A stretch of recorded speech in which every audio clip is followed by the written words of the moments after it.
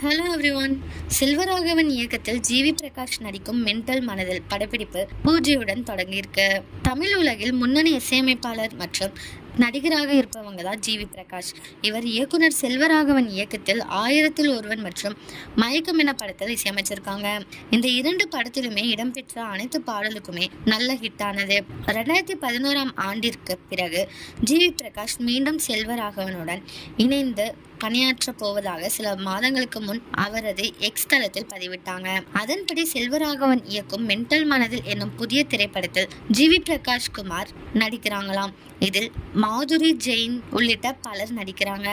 அருண் ராதாகிருஷ்ணன் ஒளிப்பதிவு செய்யறாங்களாம்.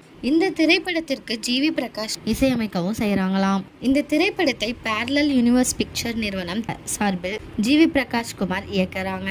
இந்த படத்தின் ஃபர்ஸ்ட் லுக் சமீபத்தில் வெளியான நிலையில் பூஜையுடன் படப்பிடிப்பு பணிகள் தொடங்கியிருக்கு. கடைசியாக செல்வராகவன் நடிப்பில் சொர்க்கவாசல் படம் வெளியாகி இருந்துச்சு. கடைசியாக சிவகார்த்திகேயன் நடித்த அமரன் படத்தில் ஜிவி பிரகாஷ் இசையமைத்த பாடல் ஹிட்டும் ஆகியிருந்துச்சு.